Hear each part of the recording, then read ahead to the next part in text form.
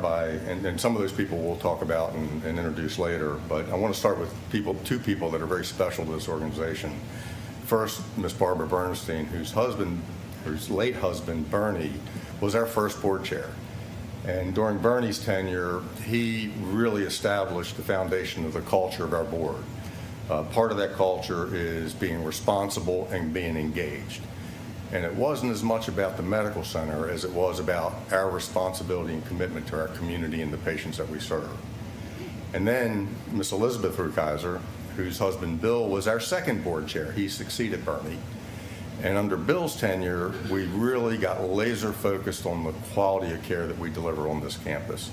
Transformational in both of their tenures, and continues to be transformational. And I'll introduce our current board chair here in a minute. So prior to COVID, this actually started a while ago, we saw a dramatic shift in the kind of patients that we were seeing in our emergency department. They were a much sicker population. They required more intensive evaluation and treatment, and many more of them were actually having to be admitted after they were cared for and stabilized in the emergency department. And that led us into a recognition that our emergency department just wasn't built for what we were seeing at the time. And so we engaged using our culture of collaboration with our partners. Team Health is our medical staff partners. They've been partners for 4 or 5 decades and provide the physician services in our emergency room. Our EMS providers, and then both our clinical and administrative team on the hospital.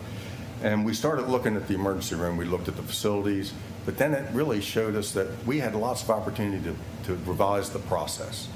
And so this team first really took a creative and innovative approach and redesigned the whole emergency and trauma services process for our campus and for the patients that we serve. That led into redesigning the facility, and that's the journey we've been on. Now, I'm not going to go through all the details of what this new project's going to be, because we'd be here all day. I'm going to hit the highlights. So first, we designed the facility with the new process in mind. So when we open the new facility, we'll be able to fully implement a completely innovative way of caring for our patients that come to us. But there's at the end of the day, this will double the size of the footprint of our emergency department, right? And it'll take up where we're standing right now and further to behind me, some of the parking area. The new footprint will house a couple of things. Number one, we'll have a new lobby, and you all know we desperately need a new lobby. I think we've all had experiences there. We also will house in this new space a new triage area. But the bulk of the space will be used for patients that after they're triaged, will be determined that they can likely, after we treat them, they can go home, likely to be discharged. Okay, and that'll be the new space. That allows us, with the existing space, to convert that to fully focus on those patients after triage that are determined to likely need to be admitted to our hospital. So we'll have 2 large areas, and they will operate independently of each other, so that if one gets overcrowded or busy, it doesn't negatively impact the other. Right now they're all together, and at times it gets very, very busy. And then the third, and this is a critically important component for our community, is an intake area for our EMS providers.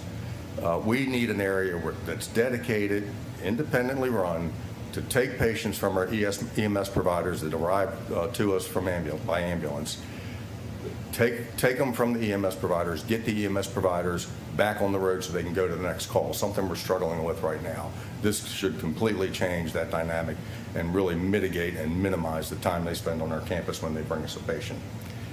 And then the fourth piece was something that we learned during COVID. We did not have enough beds on this campus or in this community during the height of the pandemic. And so in the new space, which is the likely to be discharged space, we're going to actually build that in a way that in the hopefully never event that we see another pandemic or even a mass casualty, if we need to surge our inpatient beds to be able to create more capacity, that unit can be used as inpatient beds, or we call them flex beds. Critically important to the health and welfare of our community. When we started talking about this in the community, it's been a multi-year project. We have received tremendous excitement and tremendous support for this vision. And I'm so excited to be able to start the execution of that vision today with our groundbreaking for our new emergency and trauma facility. A little bit of housekeeping. There's a few more speakers. After they speak, our chaplain of our emergency and trauma services, Dexter Mims, is going to come up and give a prayer of gratitude and celebration. And then we're going to bring everybody up that's going to be present for the actual groundbreaking with the shovels, and that will conclude our program. So I get to introduce our current board chair. Has been involved with the medical center for about 3 decades, I won't tell them. But under her tenure, there has been a laser focus on our mission of healing, education, and discovery.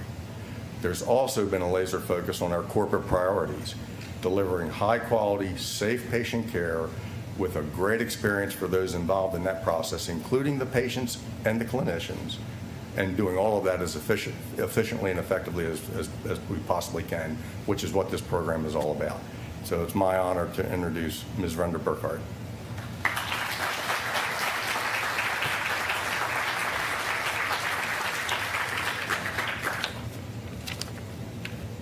We are gathered in this specific location today for what really is the front door to the University of Tennessee Medical Center for many. There's over 80,000 patient visits unscheduled that go through those doors right there. Over 80,000 visits within a year. 1/3 of these patients wind up being admitted to our hospital. 2/3 are treated and released. So that's the brilliance of the new plan, is being able to effectively care for those treated and released quickly, effectively, and get them back home. This spot right here where we sit today will be probably the single most important mission-critical, life-saving site in our community. And without question, by its very nature, is the most complex and challenging operational area within our health system. As Mr. Jim Haslam so aptly said many times over the years, running a hospital is a tough job, and the emergency department is the toughest part. The emergency department is a place no one wants to be. Who wants to visit here? Who wants to come? Yet it is the place most everyone will visit. We come here as reluctant patients, distressed, anxious, and at the merciful care of expert professionals who are waiting to receive us. And when one visits, what happens inside is profoundly important. Excuse me. Fortunately, the ground inside the emergency department is level. We are glad that these doors are open to all citizens, whatever their predicament or socioeconomic status. It is here where healing and hope, compassion, and expertise are provided. Therefore, on behalf of the Board of Directors, I want to take a moment to sincerely thank all of the University of Tennessee Medical Center team members, especially those working in our emergency department. Our dedicated team shows up every day, taking care of us and our friends, family, and neighbors, as well as the stranger, the sojourner, and the disenfranchised. The emergency department expansion is a bold move. The biggest expansion since 2001, when we last renovated. We have far outgrown the space, but without bold moves, we cannot advance our bold mission. And our bold mission is to transform the health of individuals in our region as a top-tier medical system. We are grateful for our relationship with Team Health and their commitment to make this new center for emergency and trauma services which is their first client, a model of innovative care. This project is only possible because of the generosity of many, including our friends at the state of Tennessee who have given us a very generous grant. But in order for the University of Tennessee Medical Center to embark on this major project, private philanthropic dollars are crucial. At this groundbreaking today, we are celebrating the largest private gift in our history, dedicated to our new Center for Emergency and Trauma Services. Our great state has produced so many amazing, generous leaders, but Knoxville is truly blessed to have the Haslam family, who consistently demonstrate selfless service, exemplary leadership, and the relentless pursuit to improve this community for generations to come. And their mantra is to do the most good for the most people. For almost 25 years, the Haslam family and beyond has given countless hours of meaningful service to our medical center in multiple capacities, including leadership on the board by Jim Haslam, followed by Chrissy Haslam.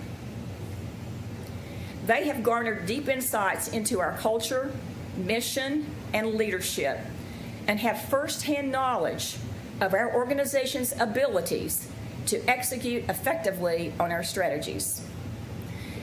And they know that high-quality, patient-centric emergency services are vital to this community. We are honored that the entire Haslam family has supported this project. And now we honor their generosity and spirit of community by naming the new expansion the Haslam Family Center for Emergency and Trauma Services.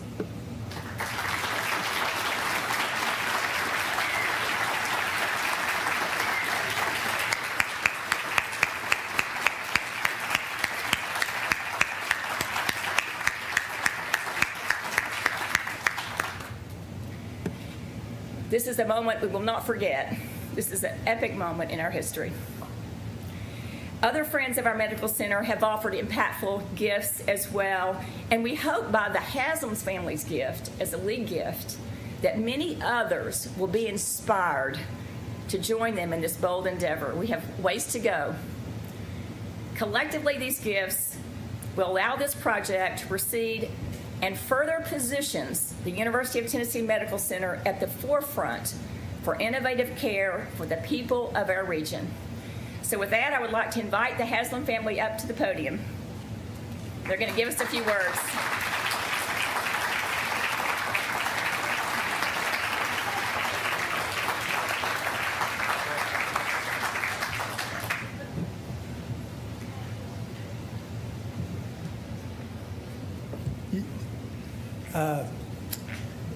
Nothing happens without leadership.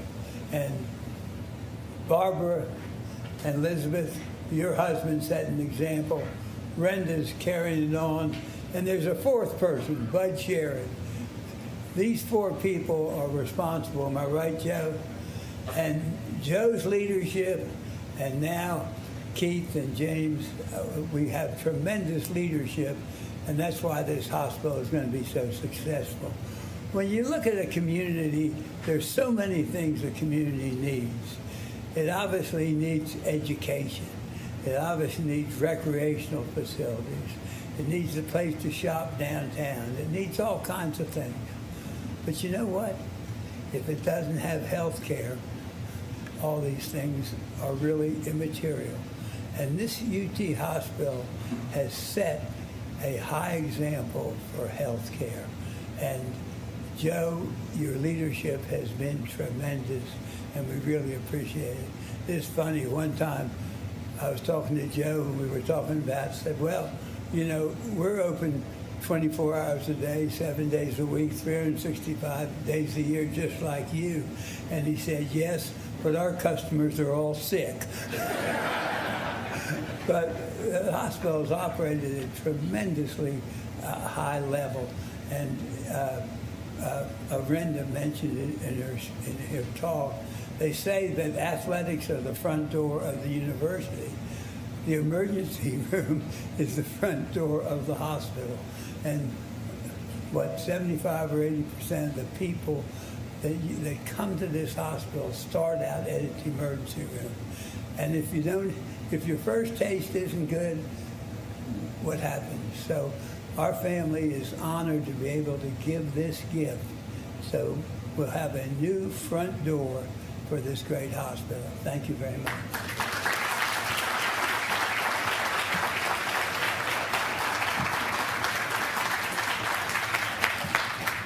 Well, there's not a whole lot more to be said. You are always so eloquent. He's a hard act to follow. But as was said earlier, Jim was on the board, and then I was able to come on the board about 4 years ago. And you know, when you're a board member, you get to peek around the curtain and see what an organization is really like. And sometimes you might be disappointed, but in this case, I have been so impressed with what I've seen as a board member, looking behind the curtain, so to speak, and how this medical center is run and how they take care of their patients and of our community. It is very important that we have a academic medical center here in our community. I think that's amazing and terrific. It's very important that we have a level 1 trauma center that can serve the community, and they are doing just that. And doing it very well. And I often say, we need to brag a little bit more about how well you do this and all the accolades that you receive, but they don't like to brag. But they really do an excellent job, and they're growing in so many ways, and this is just one of the ways. Even when you do an excellent job, there are always things that you can improve upon. And so our emergency department, in facility particularly, is one of those things we can improve upon. And so it was something that was an easy ask for our family. They all agreed immediately to be a part of this contribution. Probably because we've all been to the emergency department and experienced some of the things that just honestly need improving, and we are happy to be a part of that. We hope that this gift will seed many more gifts, and it has, and there are many other donors here in this room, I know. So thank you to those people who are here, who may not be being mentioned today, but are very, very important to this project. And we will continue to raise more money and to get all of the dollars needed for this expansion and some other projects as well.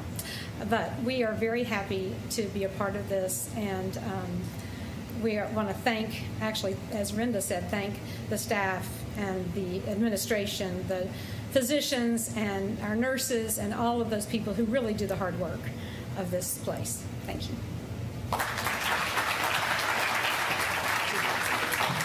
Thanks.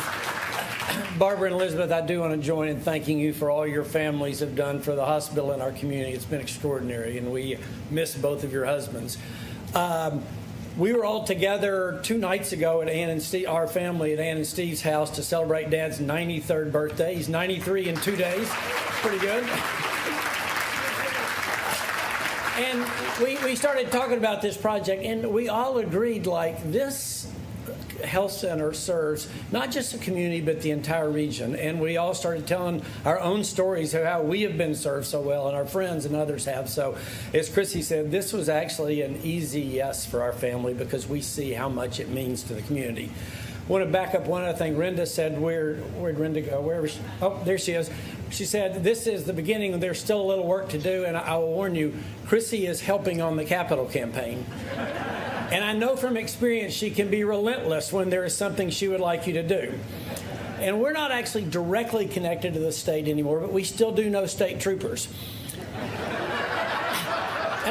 I'm not going to say that you are going to get pulled over if you don't return her call, but I would just say, why take a chance and make sure you return her call.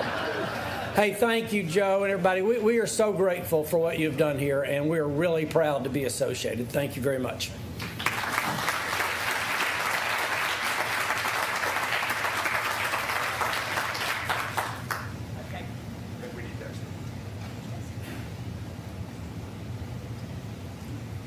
I have an invocation by Dexter Mims, who is the pastoral care representative here that serves our emergency and trauma services.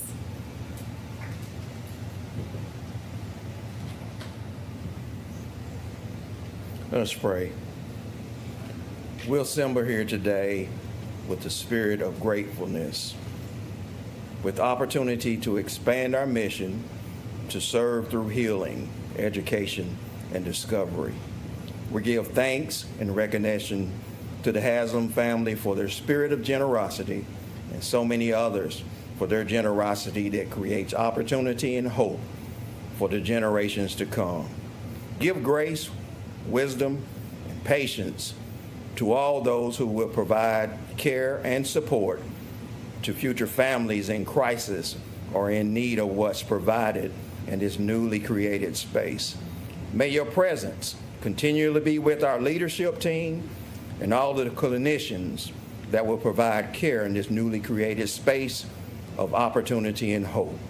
Continue to empower us with a spirit filled with integrity, excellence, compassion, innovation, collaboration, and dedication. As we continue to serve this community, region, and even the world, to our great God we pray. Amen.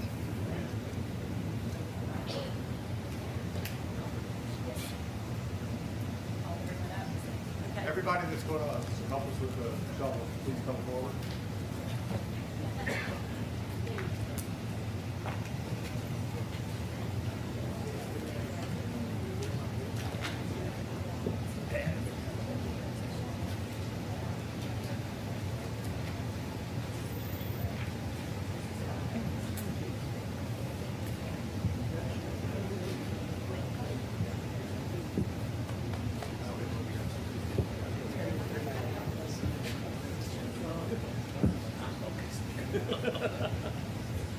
We can spread out on the shoulder.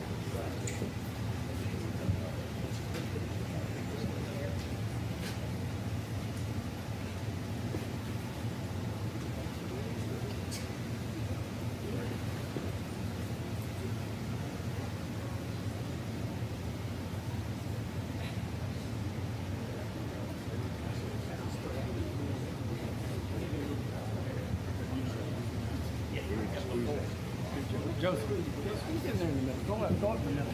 Go by. Yeah. Go by. Yeah.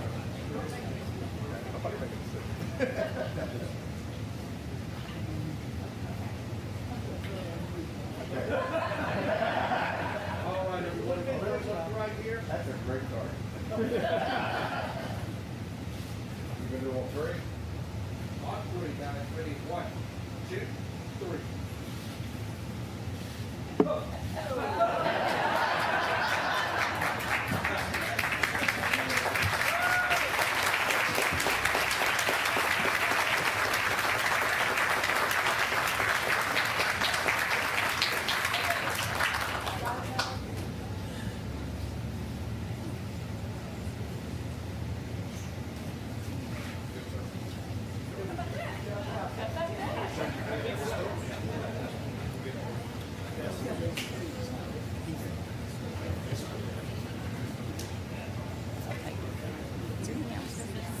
We conclude?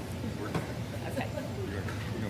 Yeah, this concludes our grand celebration today. Please feel free to stay and fellowship and revel in the glory of this moment.